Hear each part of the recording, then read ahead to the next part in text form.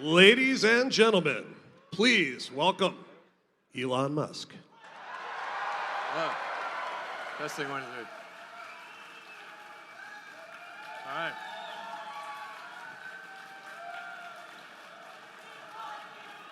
All right. All right. Welcome everyone to the Model X launch.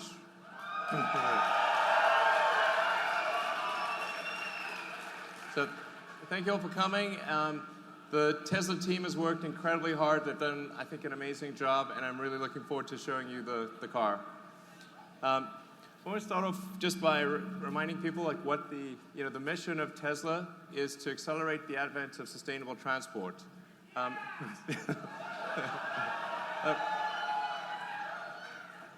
I think you guys know, it's incredibly important that we move to a sustainable world sooner rather than later. The sooner we do it, the better it is.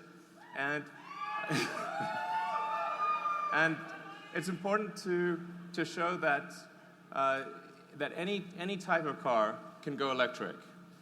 We showed that you could make a compelling sports car with the Roadster, and that could go electric. And we showed that you could do it with a sedan, and now we're going to show that you can do it with an SUV.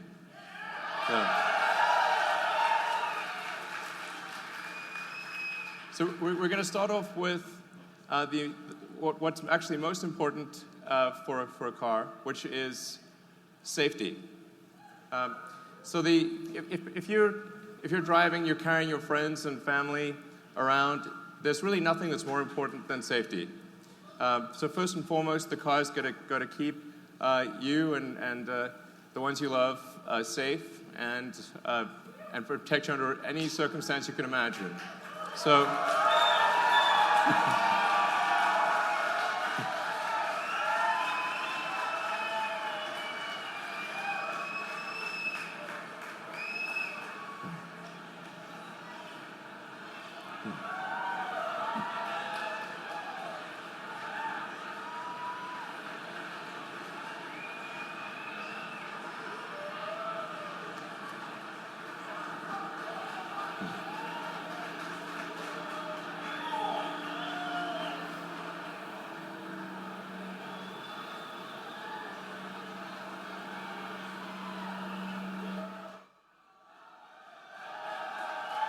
All right.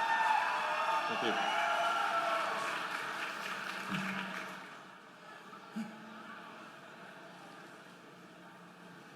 So, there you have the Model X. I'm going to talk a lot more about the details of the car, but I'm going to start off with safety. With the Model X, we've created the safest SUV ever. It's the first SUV that's 5 stars in every category. So,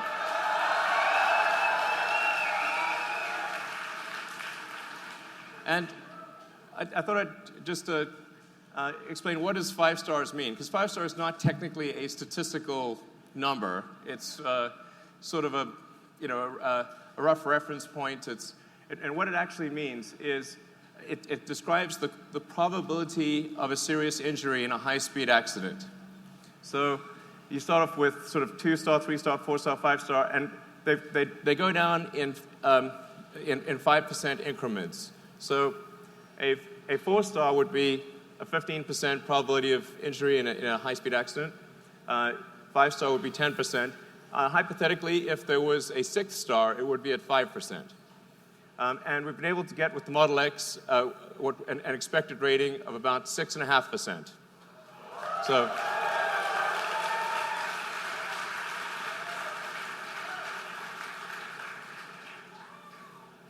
And so let me explain how we get to such a low probability of injury. It goes to the design of the car and the fundamental architecture.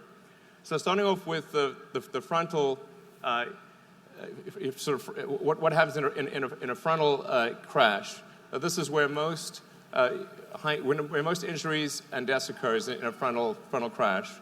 And normally with a gasoline car, you've got a large steel engine block in front. And so in a high-speed impact, that engine block compresses into the passenger compartment and obviously causes damage to the people that are sitting there. With the Model X, there is no such thing. So we have a small electric motor that's down low by the battery pack. And the net effect is that you've got a much larger distance for the crumple zone. So it's really taking impact energy is about force over distance. And if you've got a longer distance, you can actually distribute that force over that longer distance and have a better deceleration and not impact the cabin. So in the case of the frontal zone, you've got something that's the equivalent of, like, if you were to jump out of a tall building into a pool, it's the difference between jumping into a pool or a pool with a rock in it. So you don't want the pool with the rock in it. So then going on to a side impact, the Model S and the Model X are about half of the next best in the SUV class. So the X is so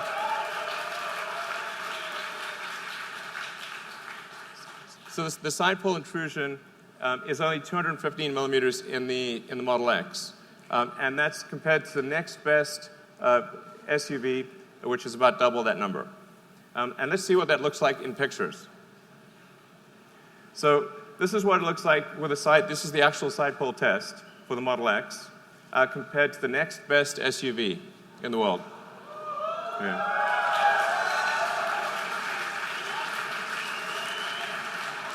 I mean, this is the difference between life and death. This is a really big difference. So, and then now let's look at the rollover numbers. So the Model X, because it has a low center of mass with the battery pack and the floor pan, has half the rollover propensity of any SUV or minivan. So the probability of a rollover injury is substantially reduced. And you can see this in the architecture. We start with the pack, and that pack provides a stiffening member for the whole car. It provides a very strong foundation for the whole car, lowering the center of mass, and serving as a load transfer medium to the rest of the vehicle. So whereas a gasoline car really just has thin corrugated sheet metal at the base and can't transfer the load in a side impact. So we'll just show you the rest of the car building up. You see the motors and the chassis. It gives you a sense for the core architecture of the car. Now, of course, the best protection is not to get into an accident at all. So the Model X comes standard with active safety, which includes automatic emergency braking and side collision avoidance. So the car will actually use the camera and the radar to automatically brake before there's an accident, and it will use the ultrasonic sensors around the side of the car to steer you away from a side collision. And these are active all the time, and it's just a standard feature in the car.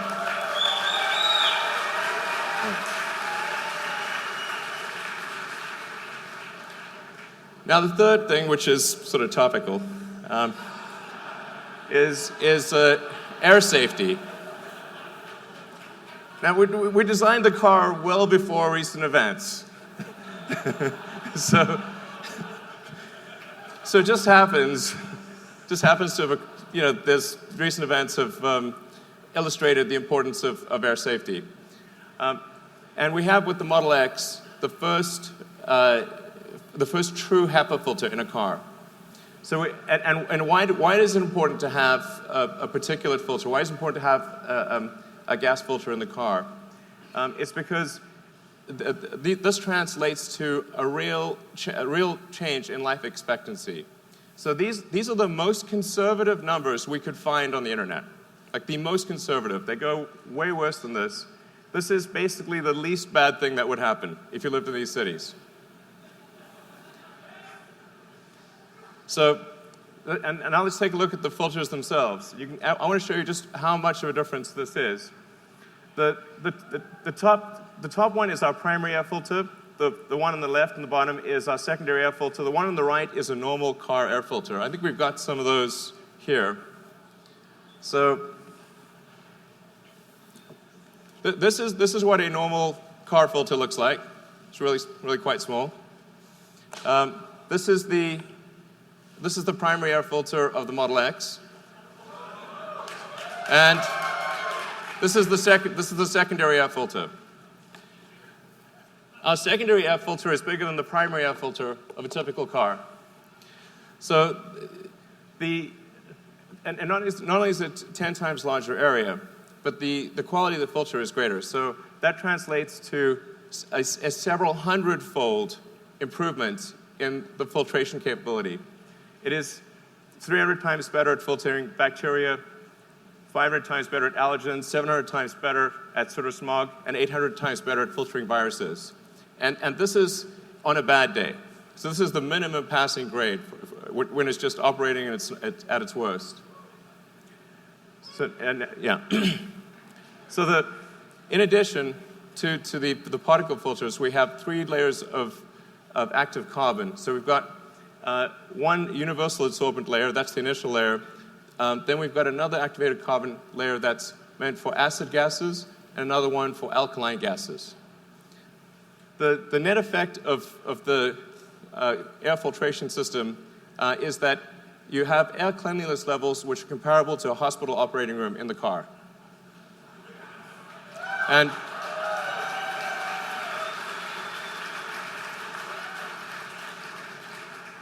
in fact, when the car is operating at its at maximum capability, so if you sort of press max capability in the car, we can't even detect any viruses or bacteria or spores. So it's like zero come through.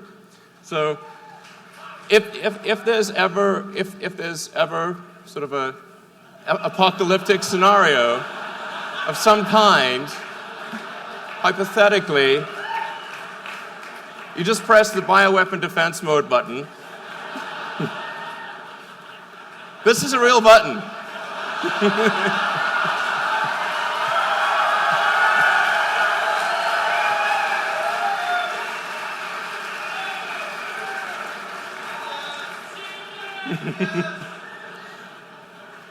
So what?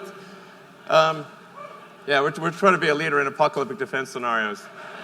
So let's move on to the car itself. Like, what's cool and fun about the car?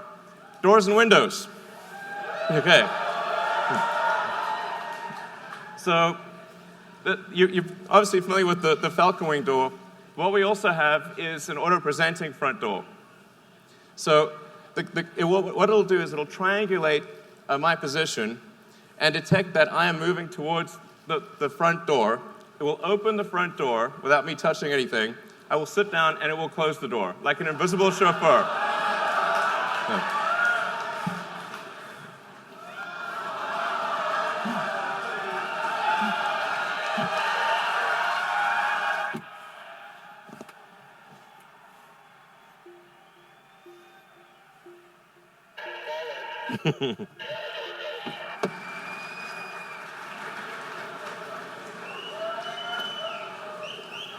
And there are a few other features that are hard to demo in this exact scenario, but something that we worked very hard on is a windshield that's a panoramic windshield. So it comes up and over and feels like a helicopter cockpit when you're driving.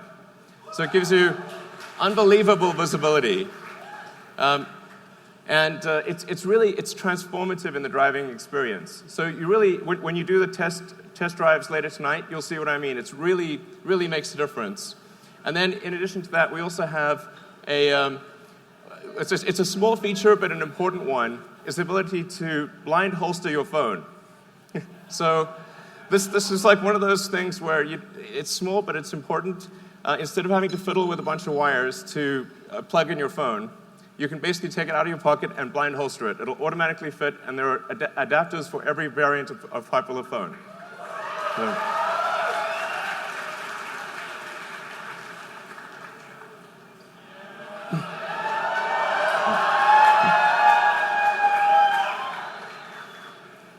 So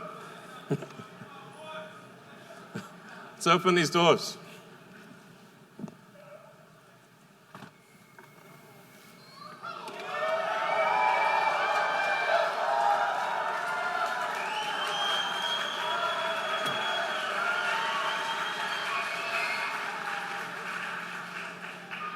So the reason we created these doors was originally we were trying to solve a problem, which is how do you access the third row if you have child seats in the second row?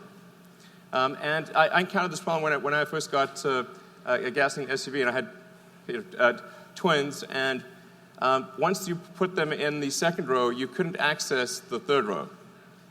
So we wanted to have an opening that was big enough so that you could do that. So you could have real utility of the third row, even if you have kid seats in the second row. So you basically just press the button.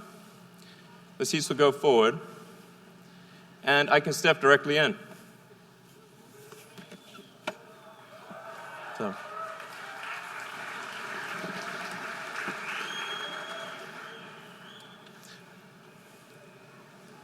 It's also important that if you have, say, a child seat here, that instead of having to cantilever your kid out in front and sort of put them basically into a small hole, you can actually just stand right here. You can actually step into the car if you want, and you can just put your child down in the child seat. It makes a huge difference in terms of back strain and comfort. So those are the two functional reasons, and then it also looks cool. So, yeah. So that's the Falcon Wing doors, and now obviously a question with the doors is, so how do they fit in tight spaces? Well, we'll show you. Let's bring out the cars.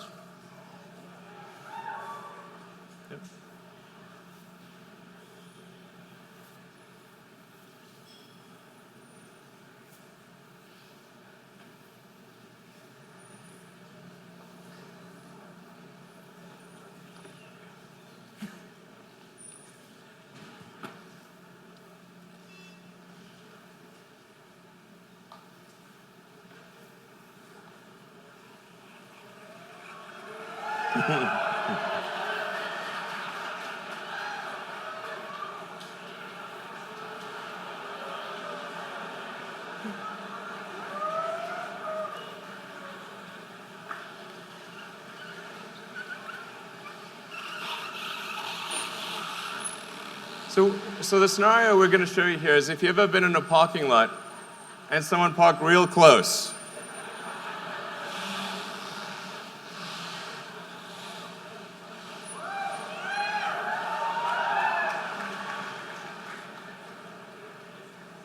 So I don't know if you can see well here, but there's only about a few inches separating the side mirrors on each side of the car. So we're going to open the Falcon Wing doors when there's barely enough room to squeeze between the two cars.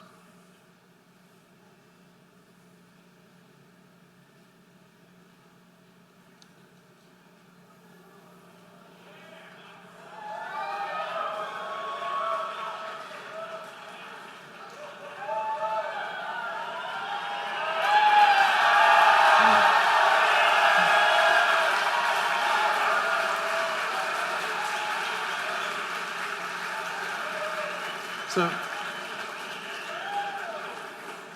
the reason it's able to do that is because, unlike a traditional gull-wing door, which is only actuated on a single hinge, the Model X Falcon Wing doors are actuated on two hinges. So it's able to move up and over instead of simply moving out in a broad arc. And moreover, if you compare it to, say, a minivan door, let's open the minivan door here. You can see that when the minivan door opens, I can't even get through that space. So let's close the minivan door. Now the Falcon Wing door is open.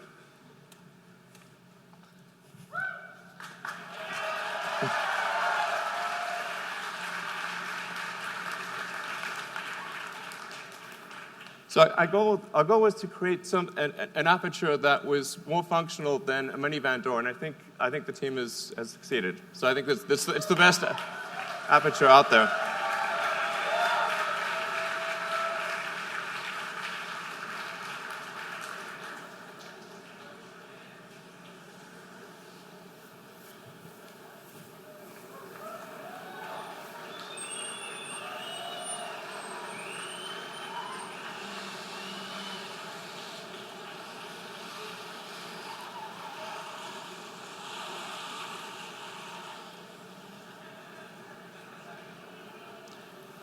And just to illustrate what it's like in a garage, so you saw what it's like if it's tight from a side standpoint. Well, what if you have a low garage? That's one of the most common questions I get about the Model X. The car actually automatically senses what the roof height is. So there are ultrasonic sensors in the roof of the car that calculate the roof height and automatically compute a new opening arc depending upon what the height of the ceiling is and what the side obstacles are.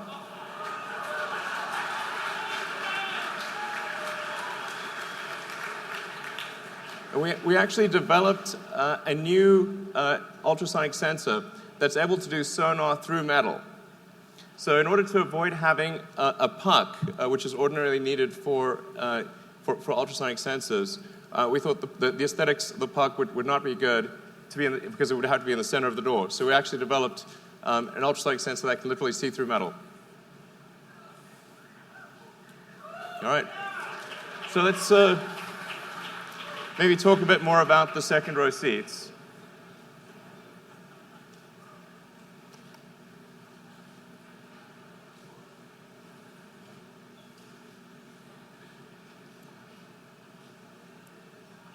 So normally second row seats in a car don't get a lot of love. So let's show you what second row seats typically look like in a car. So that's sort of what second row seats normally look like. But particularly when you open something and it's silhouetted, as it does with the Falcon Wing door, it tends to create a halo around the seat. So we put a lot of effort into creating a beautiful seat. And not only is the seat, I think, probably the best-looking second seat, if that's a superlative, ever, but it actually provides more functionality because you have a flat floor, and you can stow if something. So if you've got a backpack or a laptop or a handbag, you can stow that under the seat instead of having it at your feet. So it actually provides utility as well as aesthetics. All right. And speaking of utility, let's see what the Model X can really carry.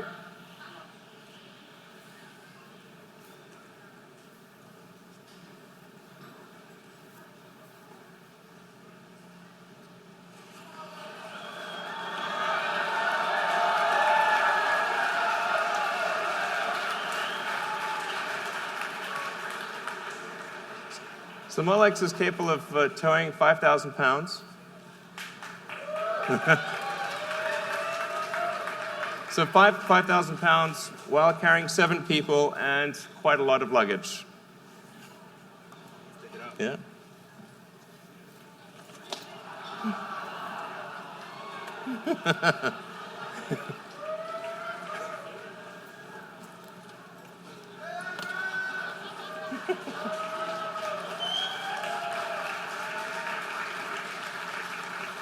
And of course, let's not forget about the front.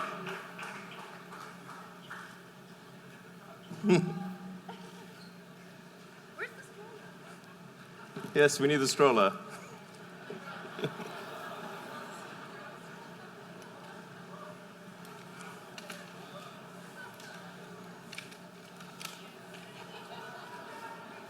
There we go. Do you want to put them in or do you want to carry them out? All right. All right.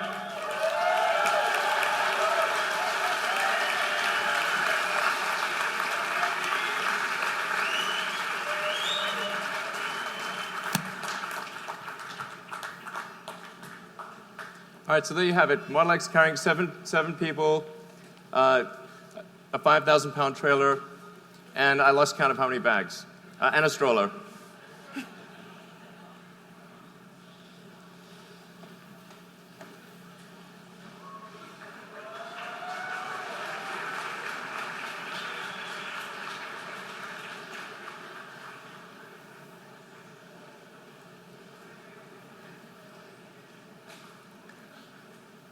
All right, so something that we developed for the Model X is, like, let's say you want to carry skis, bikes, and you want to do that quickly and easily.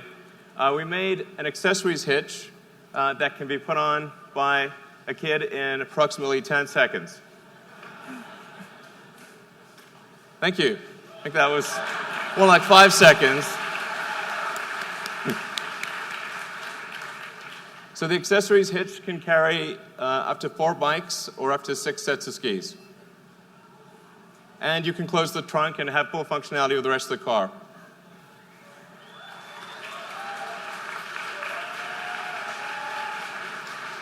Woo.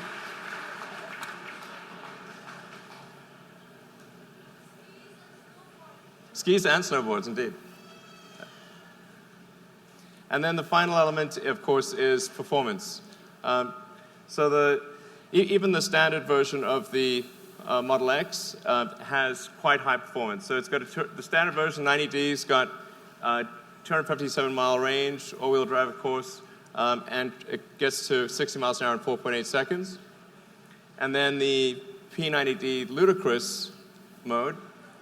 I mean, this goes so fast it's wrong. So do 0 to 60. This is an SUV, and it'll do 0 to 60 in 3.2 seconds.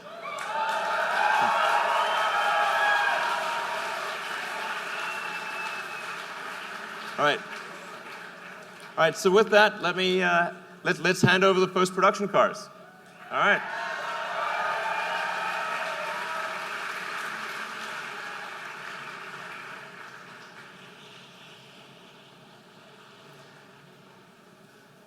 All right, so let's see, VIN 6. Hey. Hey, all right. What's up, man? Amazing. Hey. Congratulations.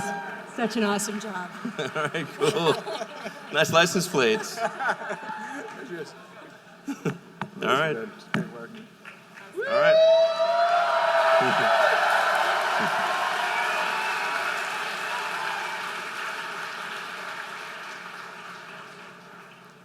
All right, it's VIN 5.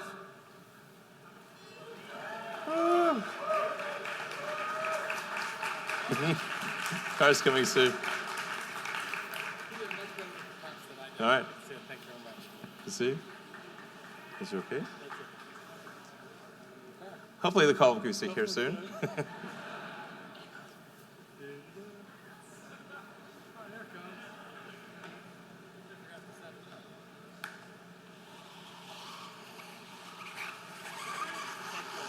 All right, thanks.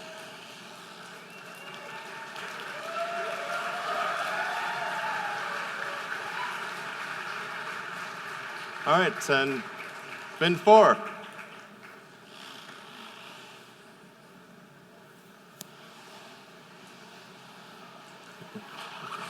Standing for Sergey. All right. All right.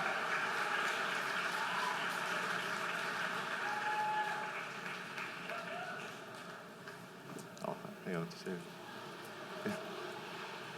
VIN 3.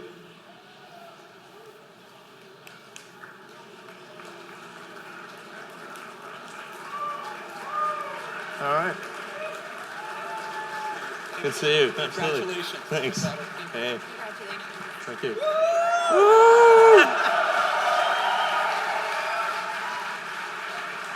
All right, and VIN 2.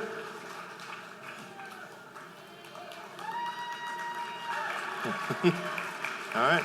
Yeah, man. All right.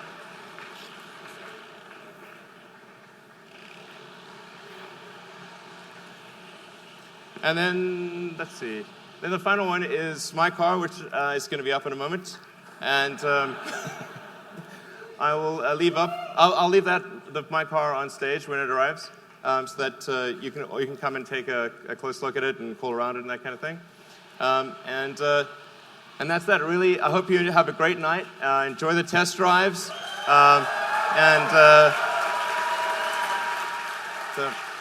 I'd like to thank you, and like thank the Tesla team who worked super hard to make this night work. All right, thanks. Have a good night.